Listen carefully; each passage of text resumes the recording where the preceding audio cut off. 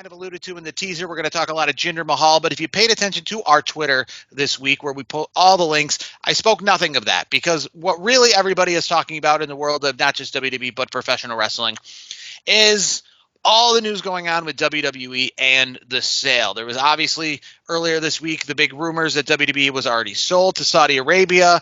Some people are breathing a sigh of relief when that was proven to be untrue, even though Saudi Arabia, the potential buyer, is not off the table yet. But there's all sorts of stuff going on. It all goes back to last week when Vince McMahon made his return to WWE, and what he said was only to facilitate a sale for WWE.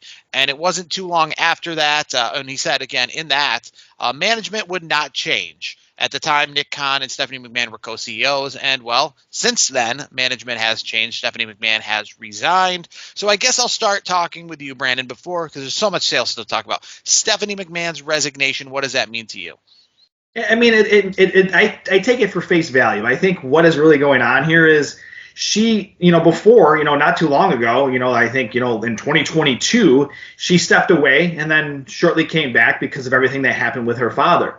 I think what is happening is, I think when she came back, she knew she had to, I think she was always watching her dad's back and I think he was always keeping tabs on what was going on behind the scenes because, let's be honest, it's a daughter, it's a father relationship. So I think there were a lot of conversations going on right there. So I think what Stephanie is doing, and I believe it, I take her word for it. I think that she really does want to really get back to focusing on, because, her and Triple H, Paul Levesque, they have children that are getting older, and she wants to be around, the kids more. I can't blame her for that, as a parent myself. So, I take that for, her dad's back in the saddle. And she's probably like, okay, you know what? I don't have to watch his back anymore. He's back at the reins. I can go. I'm good. And that's where I'm at with the whole Stephanie situation. I think she was kind of, and I'm not going to lie. I always thought that Vince was going to come back at some point if they were going to make a sale. That's why he kept the stocks the way that he did. He had 81%. He has 81% of the WWE stock. So no matter what was happening behind the scenes and whatnot, Vince McMahon was not going away forever. There was always going to be something down the line when they were ready to sell that he was just going to, he was going to jump back in the saddle, facilitate the sale, and then get out. And I think too many people were reading into it that, Triple H, Paul Levesque, the head of creative, is going to be taking a backseat to Vince. I don't see that happening. I think what's going to happen is I take it at face value because there's no reports out there, like legitimate reports that are suggesting, oh, he's back, he's taking the reins. Anyone that Triple H brought back in, I'm firing him. None of those reports are coming out at this point. So for me, I think he's coming in from a business behind the scenes perspective, and he's going to facilitate the deal because whether you like it or not, Vince McMahon is a billionaire for a reason. He knows how to get business deals done. And obviously he wants to collect a little cash as well. So he wants to get the most value possible for this sale, this transaction. So I think it's going to be more, he's facilitating that. I don't think he's going to be there for the day-to-day stuff. I think anybody that's in, that's Triple H's, handpicked wrestlers that have come back since Vince has left. I don't think they're on shaky ground. I do think they're going to be safe at this point. The only thing that would make me nervous is if Triple H said, "Hey, I'm gonna step aside as well. I want to be with my wife and my kids." Then I might be a little bit more nervous. But this at the end of the day, I don't think it's going to affect the actual TV product. I think it's one of those situations where it's just business being out in the public because they're trying to facilitate a sale.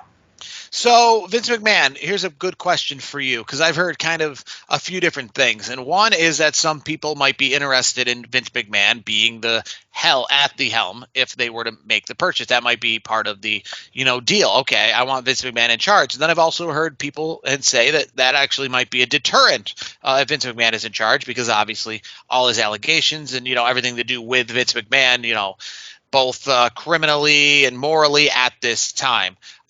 So if the sale's going on right now, they're looking out for buyers.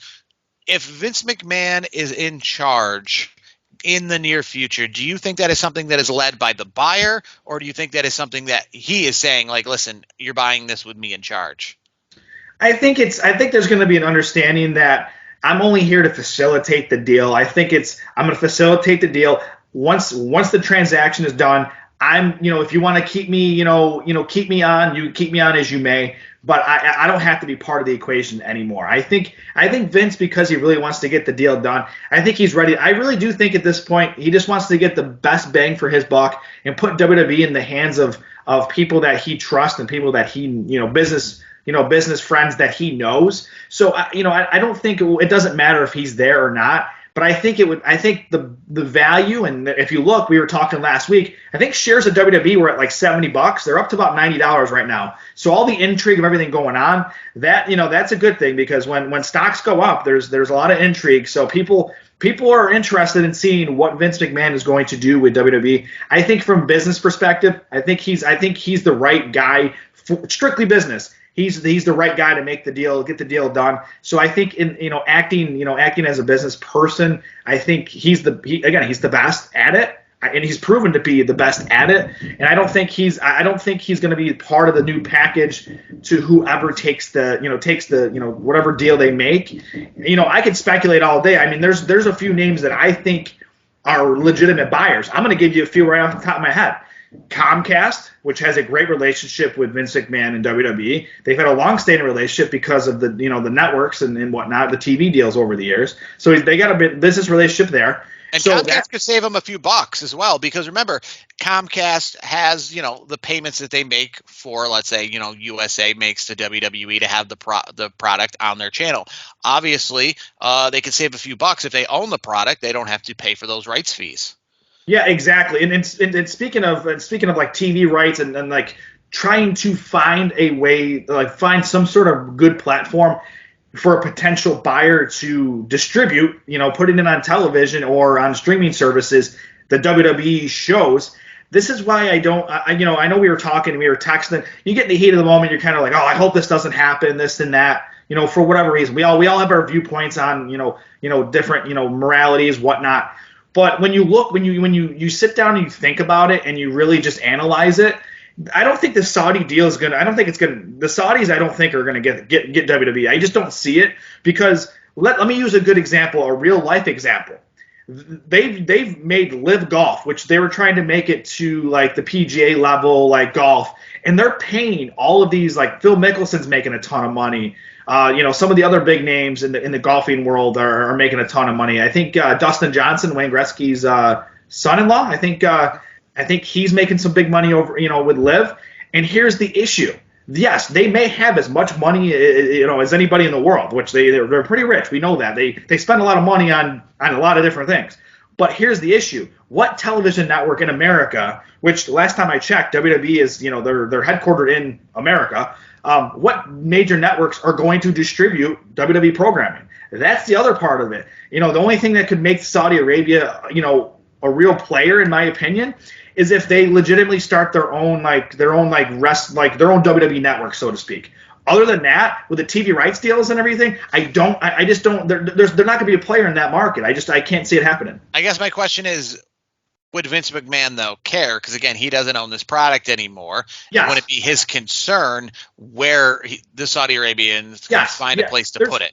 There's a couple layers to that. He's got a fiduciary responsibility to the shareholders of WWE stock. So if it's a legitimate deal, even if it's by, I don't know, Tony Khan, for example, if it's in good faith, you can't have personal issues get in the way of that, because there's a lot of legal ramifications of that. You have to act in good faith. So even if Tony Khan, which last time I checked on Bovada's odds, because there were some odds that were going around for who was going to get the business, he's at like minus 3,000. So the chances of him doing that are very slim. Even though Barron, which is a subsidiary of the Wall Street Journal, has reported that Shad Khan and Tony Khan have shown interest in purchasing WWE as of late.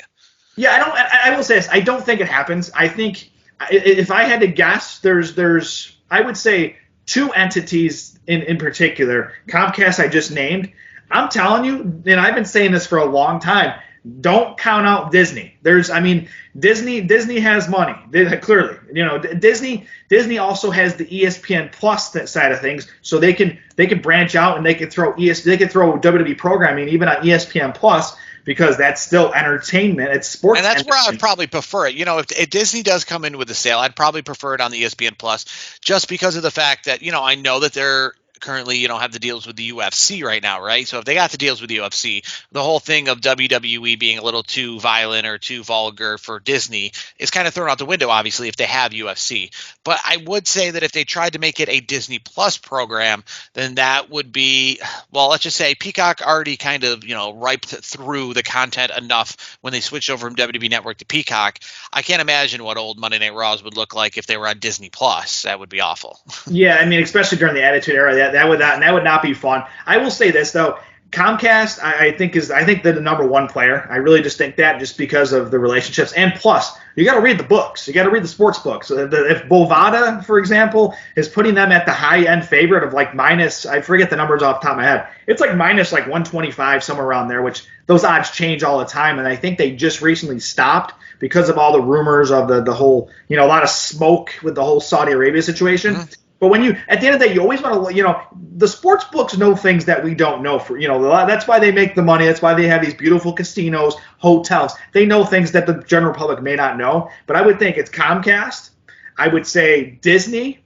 And then if you want to throw in a wild card, because Netflix could also get involved. I think Netflix could, they're working on, I believe they're doing some stuff with Formula One, if I'm not mistaken. I think they're moving into a live action, live sports division of Netflix. Because here's the thing, they're increasing their prices on their end for subscribers. So they got to have more bang for their buck, or they're going to keep losing subscribers, because that's, and they're trying to do the whole thing where you can't log into your friend's account if you're across the country kind of thing. They're trying to work on that, which would hurt a lot of subscribers because people share it and they just pay each other whatever the fee is every month.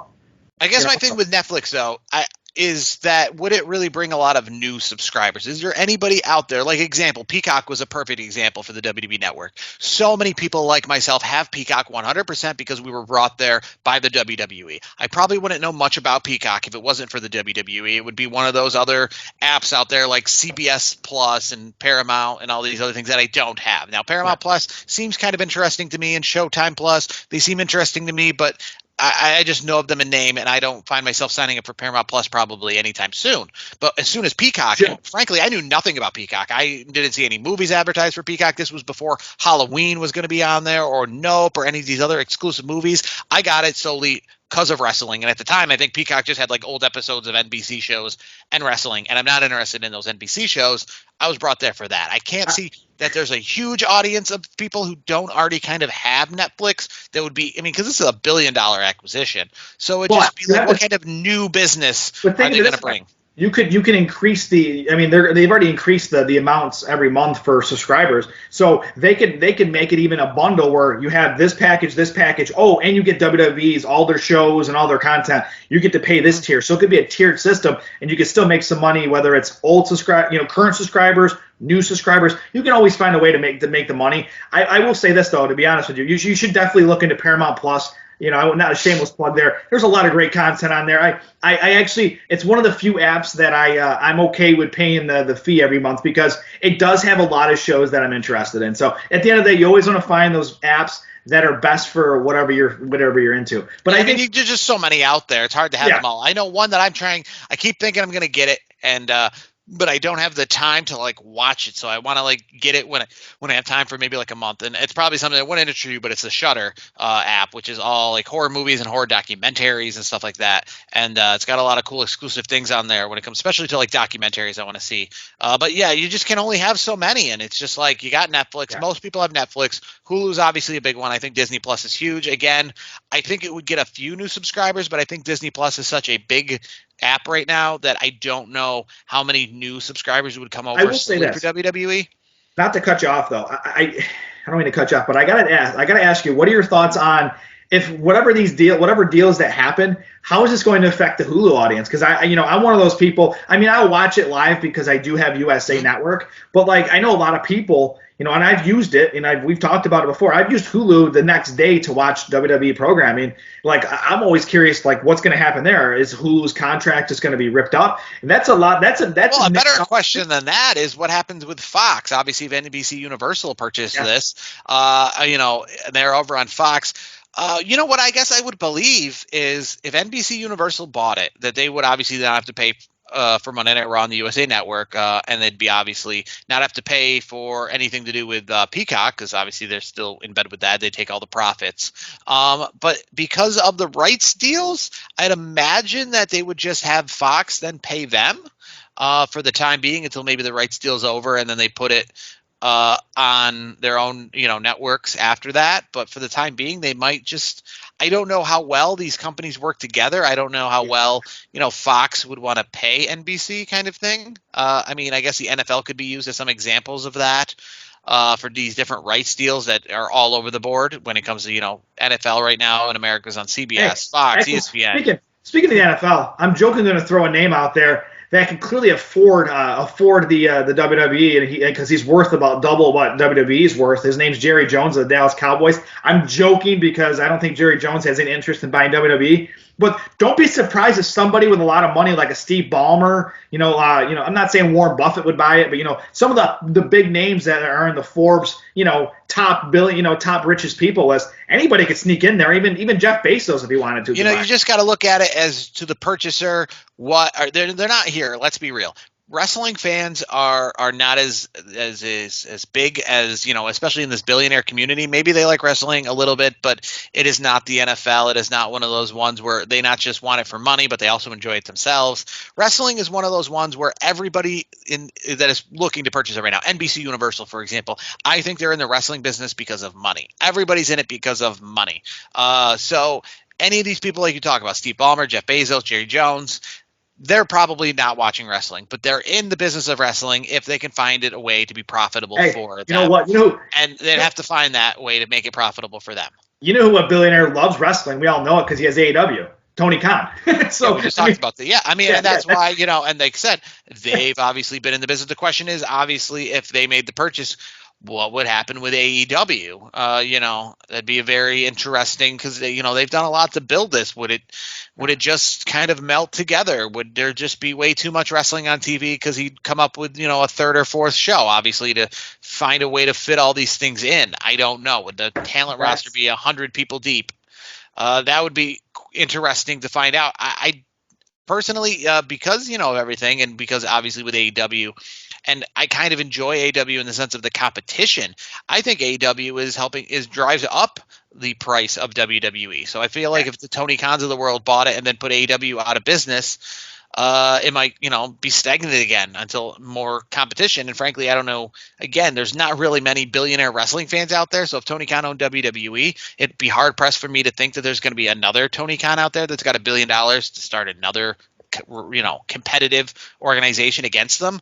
So I like right now that there is the competition, and from somebody who's a wrestling fan, because like I said, I don't see if Tony Khan owns WWE and AEW was to go away and just WWE then grew up and then blew up even more so than they are now, because you're mixing AEW with WWE together. I don't see then like a third party. And frankly, I just want to throw this out there because I've heard this a lot lately. Like, I love Mickie James. She's great, but I've heard this on Busted Open Radio and other things out there. Yes, I know there's other wrestling out there, because that's one of the big worries out there that obviously people are concerned about. If WWE goes under, wrestling goes under. And I think that is a major concern, because, yes, there is other wrestling out there for sure. And Impact can tout that, this Friday they're sold out at Center Stage for their Hard to Kill event and stuff like that. But let's be real, like, at least from the Impact world, the Ring of Honor world, these other things, it's not WWE. And it's not even has to do with wrestling. It's just not WWE. And yes, those might still exist, but to like the big fans of wrestling like myself, we long for the Royal Rumbles and the WrestleManias, and not just because they're good wrestling, but because of all the things that they bring. That Impact Wrestling, sure, it's sold out at a 1,000-seat venue, and Impact Wrestling might have good wrestling. That's great. But WWE, and, to a little bit AEW, but mostly WWE because of its history, because WrestleMania is, 40 years old. You have the history and the pageantry and the tradition and the pomp and circumstances and all this huge stuff that, if WWE did not exist, I'm sorry, but AEW, Impact, Ring of Honor, they cannot fill that void with what they are now. There'll still be niche wrestling fans out there, sure, but I don't see, wrestling being fine without WWE. No, I agree. I think WWE it would be like the NFL without the, it'd be football without the NFL. Like, yes, you might have the XFL, you may have the USFL, but it's, without the NFL, like what's going to happen? Like people. And a lot of people watch the NFL not because they love football, but because they love the spectacle. And no offense, but the XFL, I mean, that's football. College football, that's football. There's everything you watch. High school football is football. But the Super Bowl is a Super Bowl not because it's just a football game, but because it has the spectacle, the lineage, the history, the tradition, all the stuff that goes with it. And the XFL, great. Their championship game, sorry, it's just not that, even if it's got better football.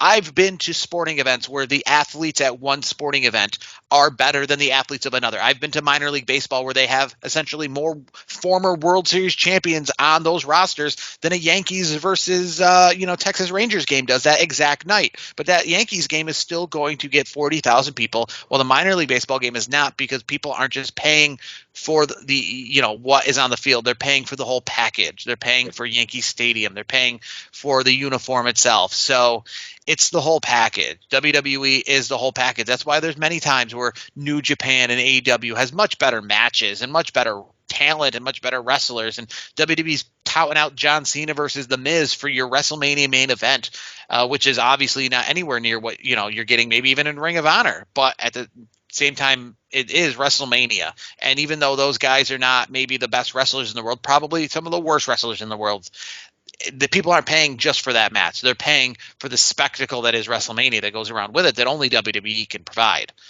Let me ask you this, another name that could happen, which I don't, he doesn't have the money himself. He'd have to ask a few of his other billionaire friends, because I believe he's worth $1 billion. I feel like I haven't looked him up, but I'd say former, because he's not really in the business anymore.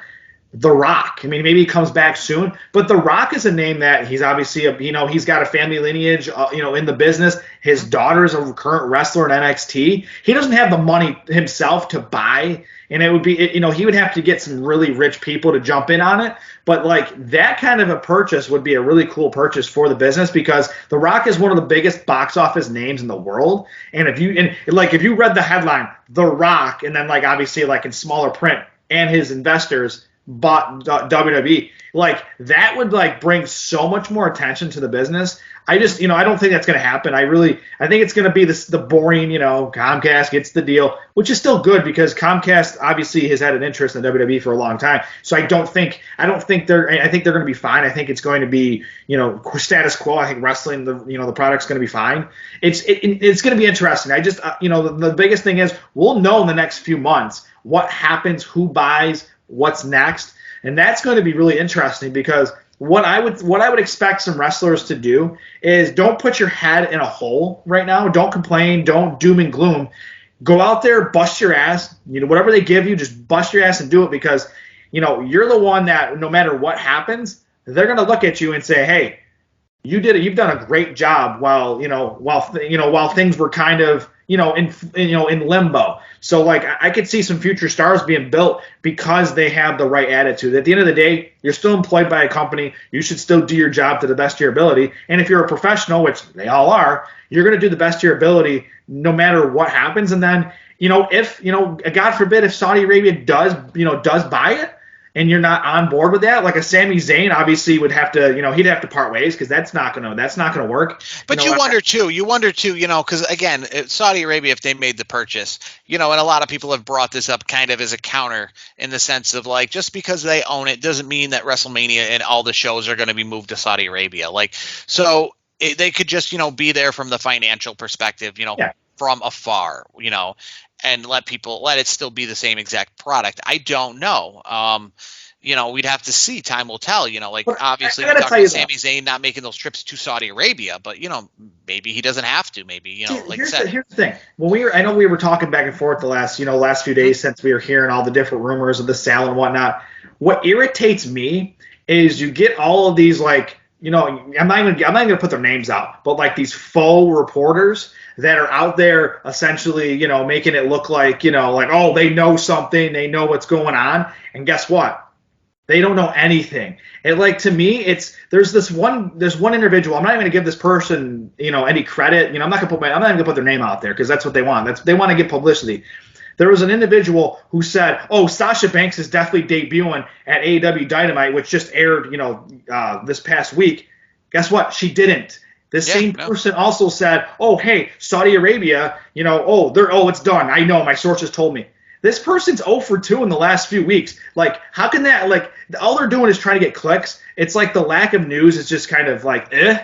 So, like, I just wait to hear from, like, legitimate sources. Like, sources like that, I just take with a grain of salt nowadays. It's just poor reporting. It's just people trying to get clicks. I guess it was difficult because it wasn't just one tweet. It was one tweet and that spawned out to a bunch of other people then tweeting it out. Then a bunch of other people being like, well, let me look, like legitimate sources essentially saying, it took a little bit later that they claimed that it was untrue, but the legitimate sources at first were saying, okay, well, let me look into it. That kind of thing, which gave it more kind of legs in the sense of he's reporting it happened, and then the legitimate sources are not reporting it didn't happen yet. They're saying, like, we're on the story to see if it's true. So, like, meaning like, okay, well, so it's not, untrue yet. It wasn't until it was untrue that it was much more, I guess, easier for some wrestling fans, because that is one of the people that, that is one of the doom and gloom spots. And I guess, and we don't know for sure what will happen. Sure, obviously I'm going to give it, if Saudi Arabia public investment firm purchases WWE, I'm going to give it a chance. I'm going to, wait it out. I'm not going to immediately turn off, but I guess the idea is that there is something out there that says, that something bad could happen.